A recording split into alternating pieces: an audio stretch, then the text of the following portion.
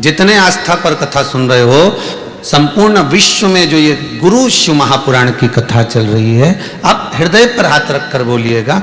बाहर खड़े हुए व्यक्ति को, कुरकुरा बेचने वाला, गजक बेचने वाला, बिस्कुट बेचने वाला, टॉफी बेचने वाले को जो अंदर पढ़ाया जा रहा है, जो अंदर ज्ञान दिया जा रहा है, वो बाहर प्राप्त नहीं हो सकता, क्योंकि वो बाहर खड़ा हुआ है, वो बाहर से बेच रहा है, वो बाहर से सामग्री दे रहा है।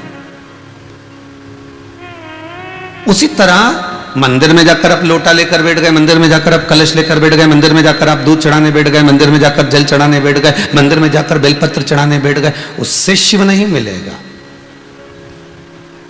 ये तो साधन है परमात्मा तक पहुंचने का। शिव कैसे मिलेगा? शंकर को पाने के लिए आपको कुछ देने की जरूरत नहीं है। शंकर को पाने के लिए तो केवल शंकर की कथा कहती है कि तेरा खुद का तेरे पास कुछ भी नहीं है। जन्म मैंने दिया, मृत्यु मैंने दी, वस्त्र मैंने दिया, आभूषण मैंने दिया, धन दौलत संपदा सत्ता सारा वैभव मैं तुझे देता हूं। तेरा खुद का तेरे पास कुछ नहीं है। तेरा खुद का तो तेरे पास केवल एक अहम है, केवल एक अहंकार मनुष्य का खुद का होता है।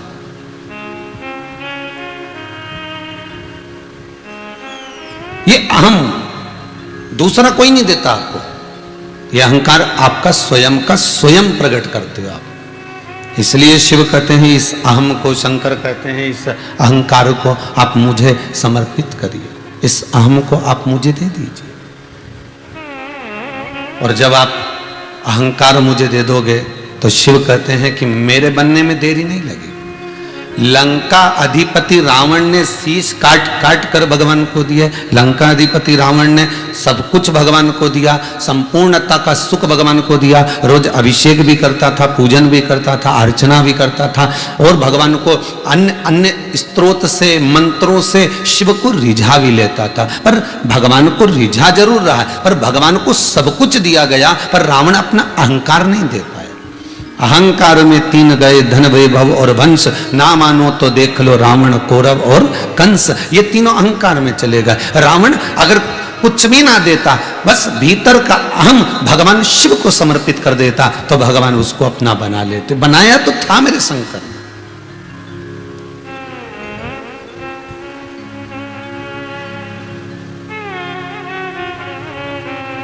हम परमात्मा को बिसरा सकते हैं, पर परमात्मा हमको नहीं बिसरा सकता। हम परमात्मा को बिसरा सकते हैं, पर परमात्मा हमको बिसरा नहीं सकता। हम शिव को बिसरा सकते हैं, पर शिव हमको बिसरा नहीं सकता। एक पिताजी के दो पुत्र थे। बड़ा बेटा कहता, पापा मुझे आपके साथ में नहीं रहना, मेरी शादी हो गई है, मेरे बच्चे हो गए हैं, अब मुझे अपनी लाइफ सेटल करना है। कर ले बेटा, करो। पहले एक कथा में कहा था, दुनिया के लोगों के पास में सोफा सेट है, हाफ सेट है, फुल सेट है, हीरे का सेट है, सोने का सेट है, डिनर सेट है, हाफ सेट है, चांदी का सेट है, पन्ना का सेट है। बस आदमी अपसेट है। सेट बहुत सारे जोड़कर रखे, पर वो सेट से सुख तो मिले आपको।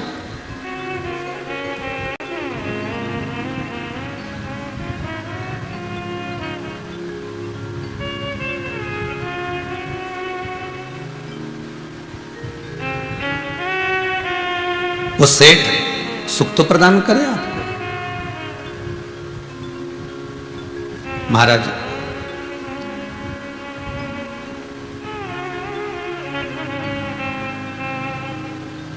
पिता के दो पुत्र, एक पुत्र कह रहा है, पिताजी मुझे अपनी लाइफ सेटल करना है, मुझे आपके साथ में नहीं रहना, मैं आपके साथ में नहीं रह सकता। ठीक है, क्या करना चाहते हो? आप मेरा हिस्सा दे दीजिए और मैं जाना चाहता हूँ। पिताजी ने जायदाद के 3 हिस्से कर दिए महाराज। जब 3 हिस्से जायदाद के किए गए, वो 3 हिस्से में से एक पिता ने अपना हिस्सा रखा, दूसरा हिस्सा छोटे बेटे को दे दिया, तीसरा हिस्सा बड़े बेटे को दे दिया। लो ये आपका धन। बेटा गया बाजार में जाकर मार्केट में, कहा कि मुझे ये जमीन, मुझे ये प्रॉपर्टी बेचना है, बिक गई। 12 लाख में वो प्रॉपर्टी भी की। 12 लाख रुपए वो लेकर चला भी गया, और 12 लाख रुपए वो लेकर गया। उसके 3 मित्र बन गए। पहले भी कहा था, ताली प्रशंसा करने वाले, थाली होटल में खिलाने वाले, प्याली मैं खाने में ले जाकर पिलाने वाले। ये 3 मित्र व्यक्ति के जीवन को बर्बाद कर देते। संसार सागर में, इस मृत्यु लोक में आपको अच्छी राय देने वाले बहुत कम मिलेंगे, और जो अच्छी राय देगा ना वो आपको अच्छा नहीं लगेगा, ये पक्का है।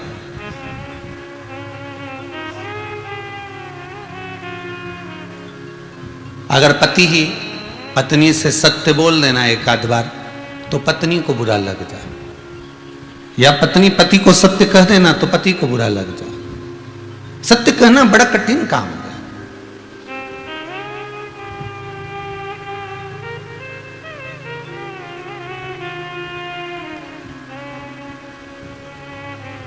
सत्य कहना बहुत कठिन है, बहुत कठिन।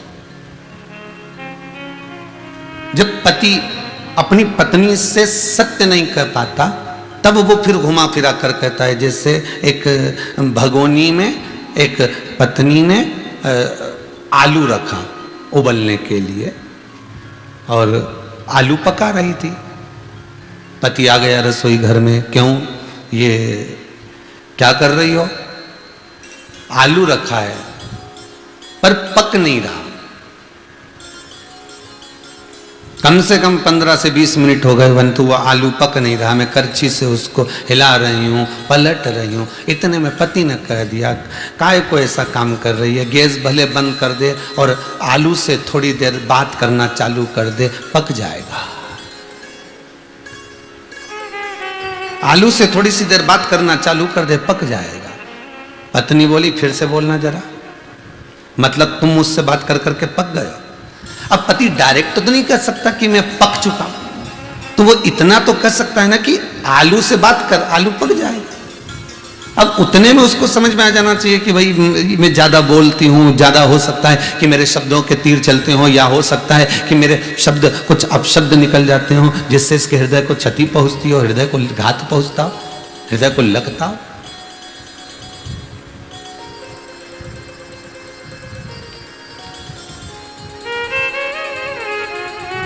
पिताजी, मैं आपके साथ में नहीं रह सकता, आप मुझे हिस्सा दे दीजिए और मैं चले जाता हूँ। ठीक है बेटा, जाओ। और बेटा हिस्सा लेकर चला। मित्रों ने बर्बाद कर दिया उसको, बर्बाद।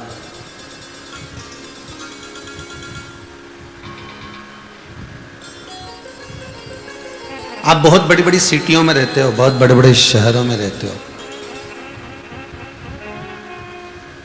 इतने बड़े बड़े शहरों में आप निवास कर रहे हो कि फैक्ट्री से घर जाना या जिस जगह पर नौकरी कर रहे हो वहां से ऑफिस से घर जाने में कम से कम तुमको 1.5-2 घंटे लग जाते, सुबह भी और शाम को।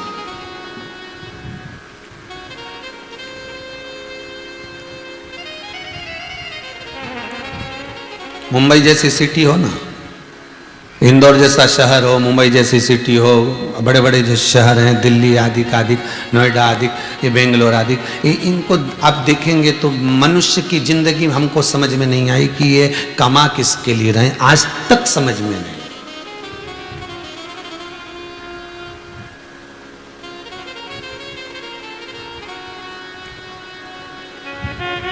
आज तक समझ में नहीं आया कि कमा किसके लिए रहे। सुबह से उठेंगे, कुल्ला मंजन करा, थोड़ा बहुत योगा वोगा करा, ना करा, तैयारी जाने की, जल्दी जल्दी टिफिन बना, तैयार हुए, गाड़ी ली, ट्रैफिक इतना था, धीरे धीरे धीरे धीरे धीरे धीरे टल्ला खाते खाते खाते खाते ऑफिस पहुंच गए। वहां पर फिर सबसे मिले जुले, लेट हो गए, सर की डांट सुनी, सब कुछ किया गया। उसके बाद फिर शाम को वापस चले। चलने का जब वापस जा रहे हैं, फिर वापस पहुंचते पहुंचते पहुंचते पहुंचते इतने थक गए। पत्नी कह रही है, लो भोजन कर लो, जल्दी लगा दे भोजन, मेरे को भूख लग रही है। और फिर जल्दी से मुंह हाथ धुए, भोजन करा, बस खाया ना खाया, आंखों में नींद भरी, सो गए।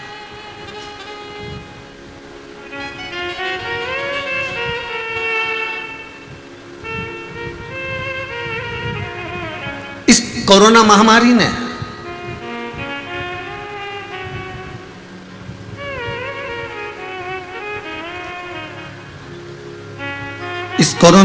ने एक चीज जरूर सिखाई है कि चिड़िया, पक्षी अपना घोंसला कभी नहीं छोड़ता, चाहे कहीं पर भी भ्रमण कर ले, कहीं पर भी घूम ले, कितनी भी जगह चले जाए, पर वो अपना घोंसला नहीं छोड़ता। इस कोरोना महामारी ने एक एक व्यक्ति को ये सिखा दिया कि जिस गांव में तुम रहते हो, जिस नगर में तुम रहते हो, जिस शहर में तुम रहते हो, जिस जगह के तुम निवासी हो, वहां पर अपना एक घोंसला बनाकर जरूर रखना, क्योंकि जीवन का कोई ठिकाना नहीं। आज ये बीमारी आई, महामारी आई, तो हम लौटकर वापस चले तो गए। और बहुओं से निवेदन है, सास से, परिवार से, कुटुंब से, रिश्तेदारों से बनाकर चलना। कोरोना महामारी में आधी बहुएं तो टेंशन में पड़ गई, वापिस जाऊंगी गांव में, सास से झगड़ा करके बड़ी मुश्किल से तो मुंबई आई थी, बड़ी मुश्किल से तो मैं पुणे आई थी, बड़ी मुश्किल से तो मैं बेंगलोर आई थी, और वापिस वहां जाऊंगी, अब मुंह क्या दिखाऊंगी, अब वो बोलेंगे क्या, सास क्या कहेगी, ताना देगी। पर जो समझदार है वो कभी ताना नहीं देता, वो कभी नहीं कहता कि क्यों आई, वो तो बहुत अच्छा करा बेटा, वहां पर ऐसा हो रहा था तो अच्छा करा तू यहां आ गई, वो प्रेम की वाणी कहे।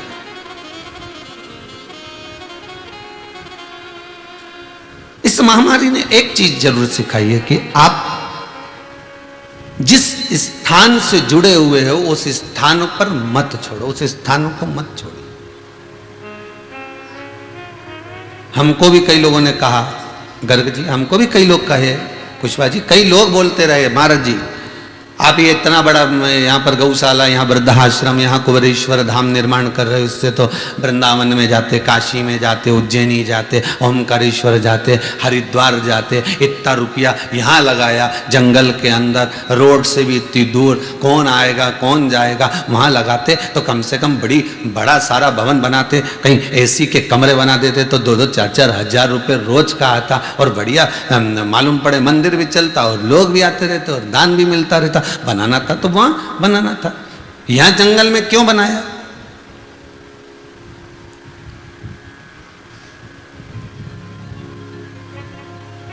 इस जंगल में बनाने का कारण क्या?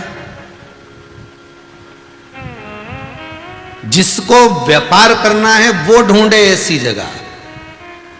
यहां तो बाबा का केवल भगत ही आने वाला है, जिसको कुबेरेश्वर महाराज बुलाएगा, लाएगा, और जिसको यहाँ पर बुलाकर मेरा कुबेर भंडारी उसकी झोली में कुछ ना कुछ सुख देना होगा, वही इस कुबेरेश्वर धाम तक पहुँच पाता है। नहीं तो बाबा रोड पे से निकाल भगा देता है, बाबा रोड पे से निकाल देता है। वो हाईवे है ना, वहीं से डायरेक्ट भेज देगा कि इंदौर से चला तो सीधे भोपाल रुकना, भोपाल से चला तो सीधे इंदौर रुकना, ये अंदर घुसना ही मत, प्रवेश करना ही मत, बाबा ही निकाल देगा।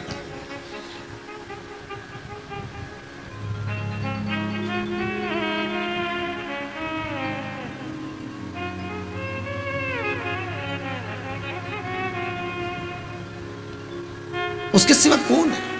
एक कोई उज्जैन के आगे बड़नागर से कोई माता जी आई हुई है, बहन जी, वो कह रही थी आज, गुरुदेव मेरे मायके वालों से मैंने कहा कि, ससुराल वालों से कहा, परिवार वालों से कहा कुबेरेश्वर जाना है मेरे को, और वो नहीं आए, मैं आ गई। और आई, पूरे रिश्तेदारों से मैंने पूछा, यहाँ रहने वालों से भी पूछा, यहाँ शंकर जी कहाँ पर है, कुबेरेश्वर महादेव। अच्छा, इतनी बार कथा में कह रहे हैं कि अभी निर्माणाधीन है, बन रहा है, तो यहाँ शंकर जी कहाँ है? अब के तो आशा लेके आई थी शंकर जी की आस लेकर, अब कहीं शंकर जी नहीं मिला, और शंकर जी नहीं मिला तो नहीं मिला, तुम भी नहीं मिले गुरुदेव, बड़ी आफत।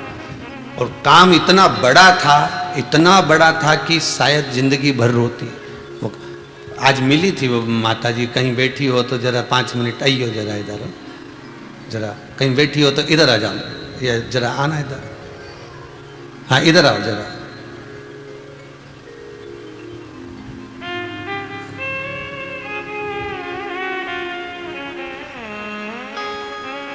रो मती, बस आओ, बाबा की, हमें बाबा ने बुलाया, इससे बढ़कर कोई सुख नहीं है। आप वैसे तो यहाँ पर किसी का आना भी अलाउ नहीं है कोरोना महामारी में।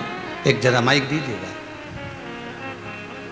रोइए नहीं, बताओ बाबा की कृपा कितनी हुई है आप पर, देखो, लीजिए माइक, बोलो तो सही, हुआ क्या ये बताओ। आप यहाँ पर आई थी तो ना बाबा मिले ना हम मिले, फिर कौन मिला आपको, जरा बताइएगा।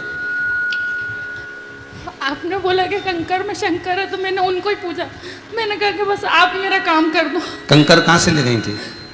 वो ये शामी के पेड़ के नीचे से। यहीं से उठा के ले गई, बहुत बढ़िया, मतलब भोलेनाथ को पकड़ के ही ले गई, पक्का है। बाबा ने काम कर दिया ना आपका, सुख मिल गया ना, बस जो काम के लिए ले गई थी वो बाबा को वापस भेजा कि नहीं भेजा? भेज दिया ना, तीसरे महीने में वापस भी भेजा। 3 महीने में वापस भेज दिया, बस तो फिर अब जाके बैठ जाओ भाई। यही बाबा की कृपा, यही कृपा क्या होती है, करुणा क्या होती है, उसका चित्त वृत्ति आपका अगर बाबा से लगा हुआ है, शिव के चरणों में आपका यदि ध्यान लगा हुआ है। हम कहते कई बार कि इस भूमि पर जो आया है वो 3 महीने में वापिस आया है, ये भूमि का प्रताप है। अब हमसे लोग कहें कि आपको बनाना था हरिद्वार में, आपको बनाना था काशी में, आपको बनाना था उज्जैनी में, आपको बनाना था वहां पर, बाबा को अगर यहाँ बैठना होगा, मेरे कुबेर भंडारी को यहाँ बैठना होगा, कुबेरेश्वर धाम को, भले वो यहाँ नहीं बैठा, पर उसका ये जो ब्राह्मण यहाँ अनुष्ठान करते हैं, ब्राह्मण यहाँ पूजन करते हैं, यज्ञ करते हैं, श्री शिवाय नमस्तुभ्यम का जाप करते हैं, स्मरण करते रहते हैं, भजन करते रहते हैं, आप लोग भी अपने दिल से बाबा का जो नाम जपते रहते हो, तो कुछ तो भूमि का प्रताप है।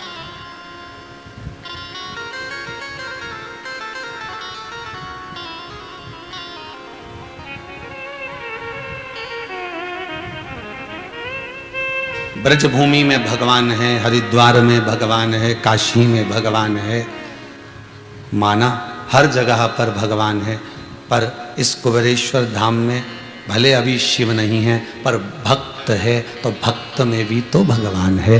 वो किसी रूप में आता तो होगा, यहाँ किसी रूप में पहुंचता तो होगा। शंकर का मात्र अनुमोदन कर लेना, शिव का मात्र स्मरण कर लेना, शिव तत्व में केवल डूब जाना, ये हमारे जजमान गर्ग परिवार में, हमारे भाभी जी को गर्ग परिवार में से कहेंगे, श्रीमती पूनम जी गर्ग को बहुत बड़े रोग भी बहुत बड़ा, और रोग के साथ में इतने बड़े रोग से ग्रसित होने के बाद में बीच में पड़ गया वो कोरोना, और कोरोना की बीमारी भी पड़ गई, और इतना भारी रोग इनके शरीर में, ऊपर से वह कोरोना हो गया, कोरोना के साथ में और भी परेशानियां ज्यादा हो गई। अब विचार करिएगा, इतनी बड़ी बीमारी, ऊपर से वो कोरोना चढ़ जाना, ऊपर से शुगर ने, बीपी न कहीं कुछ ना कुछ चलते ही रहना, और उतने कोरोना जैसी महामारी से बड़े रोग में पड़ने के बाद भी निकल कर बस एक लक्ष्य था इनके भीतर, अपने पति से जो कहा इन्होंने, कहे गर्ग जी कि हमको अगर शंकर से जोड़ी है तो हमारी धर्म पत्नी जोड़ी है। वो कहे कि उसने कहा कि अगर आज मुझे भी बचाकर अगर लाएगा, शिव पुराण अगर उसको कराना है, तो भले वो कैंसर जैसा रोग हो गया, उसके ऊपर कोरोना हो गया, उसके ऊपर ये हो गया, पर बचाकर शिव महापुराण की कथा अगर कोई सुना सकता है तो वही सुना सकता है जिसके हाथ में काल अधिपति का काल भरा।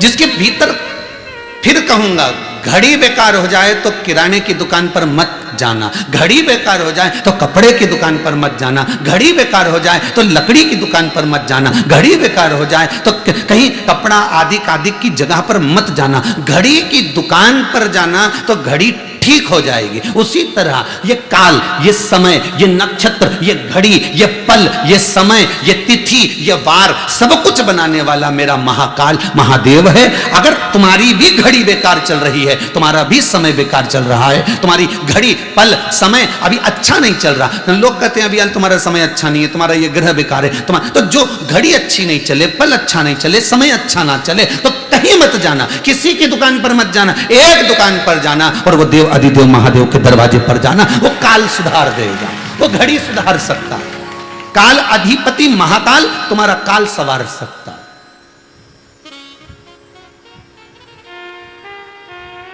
किराने वाला नहीं सुधारेगा, कपड़े वाला नहीं सुधारेगा। तुम सोचो कि कोई तुम्हारी घड़ी पल समय सुधार दे, ना ना ना ना, कोई ना सुधारेगा।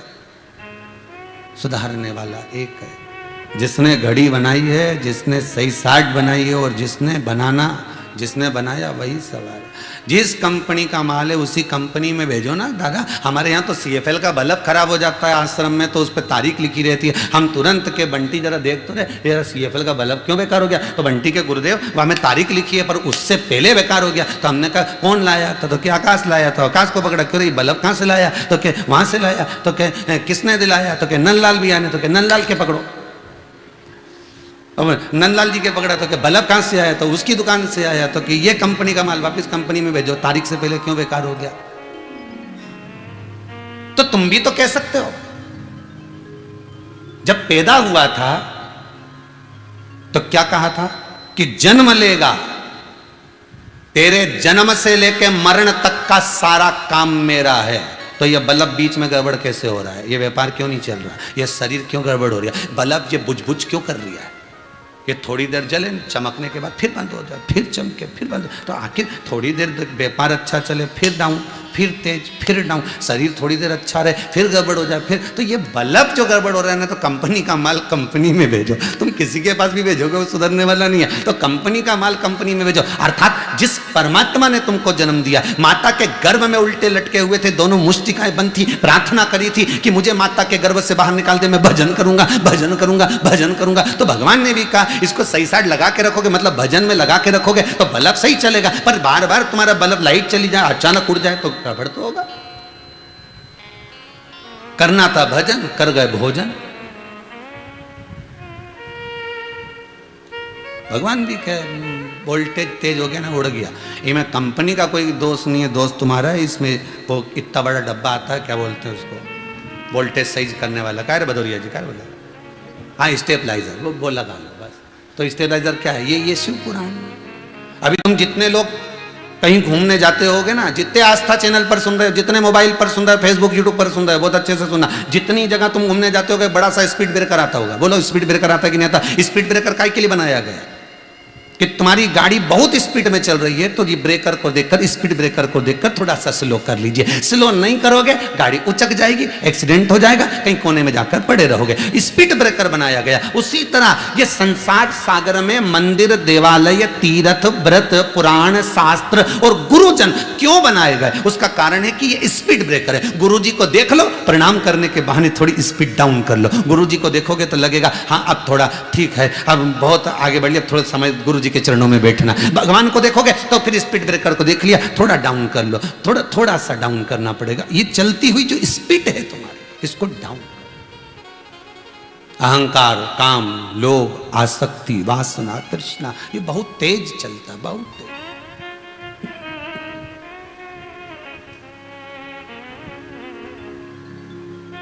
इस स्पीड को थोड़ा सा दिएगा, सुख का अनुभव होगा।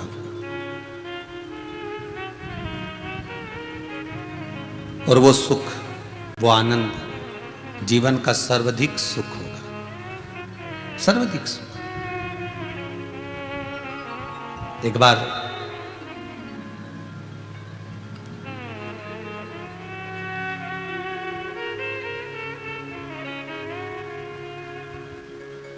बेटे ने कहा मुझे मेरा हिस्सा दे दीजिए।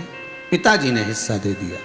बेटा ले गया, शहर में गया, बड़े बड़े लोग, बड़े बड़े मित्र बन गए, बहुत धनपति, बहुत पैसे वाले। जो भजन करने वाला होता है ना, भगवान की सेवा करने वाला होता है, मंदिर में पोछा लगा रहा है, झाड़ू लगा रहा है, सेवा कर रहा है, उसकी मित्रता बहुत कम लोग कर पाते हैं। जो वाचाल होता है, जो आपको भरमा रहा होता है, भ्रांतियों में डुबो रहा होता है,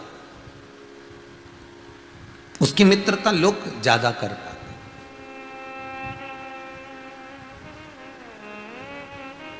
उसकी मित्रता लोग ज्यादा करते हैं। अब बहुत मित्र बन गए, सब बर्बाद कर दिया। जो धन लेकर गए थे सब उजाड़ दिया, थोड़े ही समय में उजड़ गया। कितनी प्रार्थना कर कर लाया था, पिताजी मुझे अलग रहना है, मेरी लाइफ सेटल करना है। अच्छा, लाइफ सेटल करना था कि मेंटल करना थी वे तो वो जानता है। ले गया, बर्बाद हो गया। और बर्बाद हुआ तो हुआ, सब नष्ट कर लिया सब।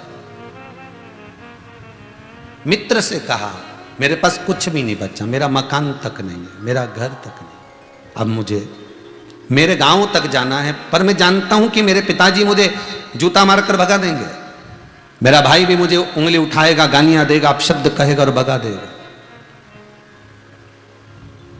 पर जाऊं तो आखिरी में जाऊं कहां, कुछ खाने के लिए बचा नहीं है। तो मेरा मन है कि अब मैं अपने गांव वापस जाना चाहता हूं। ठीक है, थोड़ा सा पैसा दे दो रिजर्वेशन का, टिकट का। नहीं, हम नहीं दे सकते, हमारे पास नहीं है।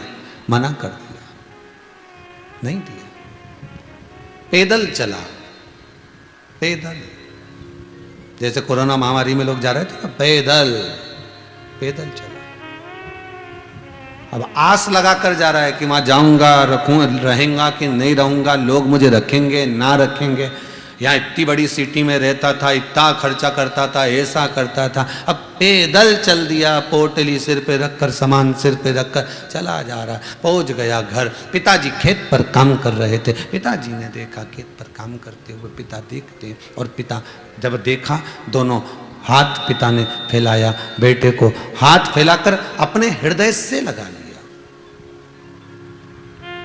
अपने हृदय से। बेटा रो पड़ा, खूब खूब रोया।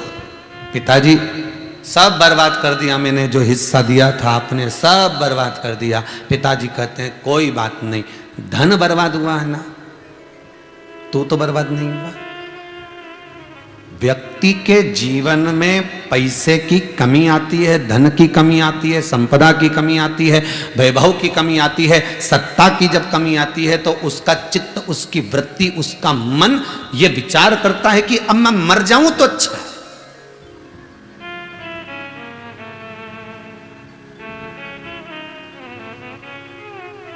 मर जाओ, कौन मना कर रहा है कि मत मरो? मरो, फैशन चल रहा है मरने का, तो रोज अखबार उठाओ तो मालूम पड़ जाएगा वो मर गए, वो मर गए। तुम भी मरो, जा। कौन मना कर रहा है मरने के लिए? पर मरने का तरीका थोड़ा सा चेंज करो, थोड़ा सा चेंज।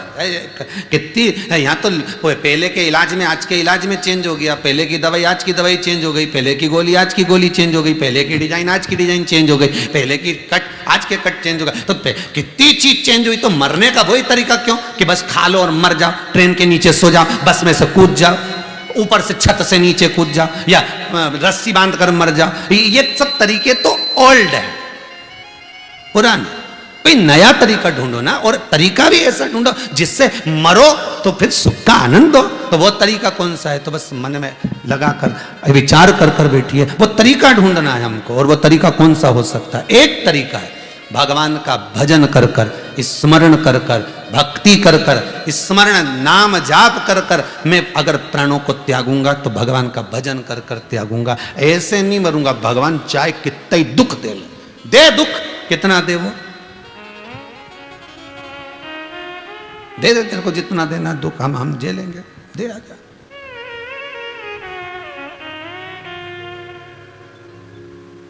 दुख में रोना सबको आता है, बोला आता है कि नहीं आता? सबको। पर दुख में मुस्कुराना किसी को आता है क्या? छोटे से बच्चे से सीखो दुख में मुस्कुराना, छोटे से बच्चे। थोड़ी देर मम्मी ने तुझे कूटा पीटा और थोड़ी देर रोया, और रोने के बाद तुरंत वहाँ करता करता अंदर गया और कोई खिलौना उसको मोबाइल वगैरह मिल गया और उसने गेम में लगा और मुस्कुराना चालू कर दिया। बस ये जीवन होना चाहिए। छोटे से बच्चे से सीखे। दुख मिला ना, परमात्मा ने दिया है ना, सुख भी उसी ने दिया था महाराज, सुख भी उसी ने दिया है तो दुख भी उसी ने दिया। दुख वही दे रहा है, सुख भी वही दे रहा। तो सुख अगर उसने दिया तो उस सुख का भोग तुमने बहुत अच्छे से भोगा, बहुत मस्त रहकर भोगा। क्या गाड़ी में घूमे हो सब, क्या लड्डू पेड़ा गुलाब जामुन खाया, क्या ज्वेलरी पहनी, क्या आनंद पाया, क्या डनलप का गद्दा। जब सुख उसने दिया था खूब मस्ती से भोगे, तो दुख उसने दिया तो वो भी तो भोगो। उसमें क्या रोना, उसमें रोना ही नहीं चाहिए।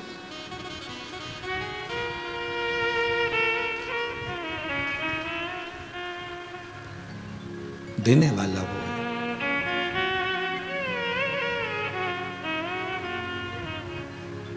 बस वो जो दे रहा है। आज बुद्ध प्रदोष का दिन है। इस कथा को अपने जीवन में उतारने का प्रयास करना, और प्रयास ये करना कि ये कथा आपकी जिंदगी को संवार दे। भटकने का रास्ता नहीं पकड़ना हमको। भरमाने वाले, दुनिया में भटकाने वाले ढेर सारे मिलेंगे, तुमको बहुत भटकाएंगे। ये करो। राजा परीक्षित को जब मालूम पड़ गया कि 7 दिन में सर्प डसेगा, राजा परीक्षित को मालूम पड़ गया कि 7 दिन में ये मरेगा, राजा परीक्षित को मालूम पड़ गया कि मरना है, तो कितने ऋषि मिले, 300 ऋषि मिले थे राजा परीक्षित को कि हम यज्ञ करवाएंगे, अनुष्ठान करवाएंगे, दान करवाएंगे, पुण्य करवाएंगे, ये करवाएंगे, वो करवाएंगे। राजा ने कहा ये सब फालतू की बात है, कोई सदगुरु ऐसा मिल जाए कि बस उसकी शरण में बैठ जाऊं और कब मृत्यु आए पता ही ना पड़ पाए, बस ऐसा गुरु चाहिए।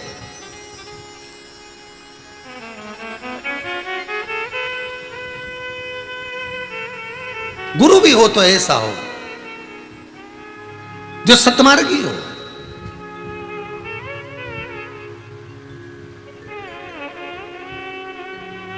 अब सुखदेव जी महाराज मिले। सुखदेव कौन? शिव का अवतार,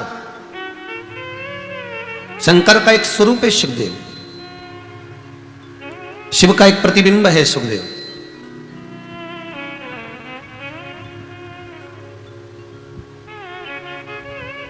शंकर का एक प्रतिबिंब है सुखदेव, वो सुखदेव जी महाराज। और कहा राजन, मेरे पास में ना तो कोई मंत्र है, मेरे पास में ना कोई साधन है, मेरे पास में तो केवल एक चीज है। ये कथा में सुना देता हूं आपको, आप सुन लो। हो सकता है अगर आपकी चित्त वृत्ति परमात्मा में रम गई तो दुख तो नहीं होगा। अब जितने मिले थे वो सब कह रहे थे राजन हम तुम्हें बचा लेंगे, पर ये कह रहा है कि मैं तुम्हें बचाऊंगा नहीं। ये कह रहा हूं कि मरना तो पड़ेगा पर दुख नहीं होगा, तकलीफ नहीं होगी, कष्ट नहीं होगा। इतना विश्वास रखता हूं। शंकर का भजन करने वाला व्यक्ति, शिव का स्मरण करने वाला व्यक्ति दुखी हो सकता है। दुख है, कर्म का भोग है तो भोगना तो पड़ेगा। शिव का भजन करने वाला दुखी हो सकता है पर जगत से हार नहीं सकता, क्योंकि शंकर उसके पीछे बल देने के लिए तैयार खड़े रहते हैं, उसको सपोर्ट करने के लिए शिव तत्पर खड़े रहते हैं कि ये मैं तुझे बल प्रदान कर रहा हूं, मैं तुझे ये आनंद प्रदान कर रहा हूं, ये तुझे मैं सुख प्रदान कर रहा हूं। हारेगा नहीं वो।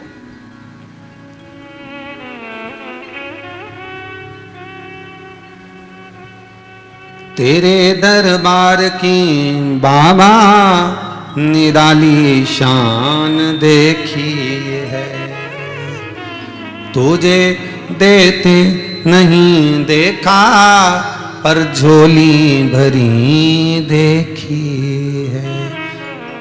पीछे खड़ा हुआ है और पीछे खड़ा होकर सुख का जो भान करा रहा है, सुख का जो आनंद दे रहा है, वो सुख मिल नहीं सकता, वो सुख फिर प्राप्त नहीं होगा।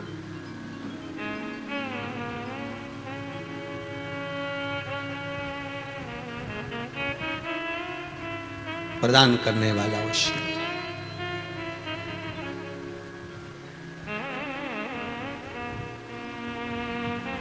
शिव पुराण कह रही है, शंकर की कथा कह रही है, शिव का अनुमोदन कर रहा है।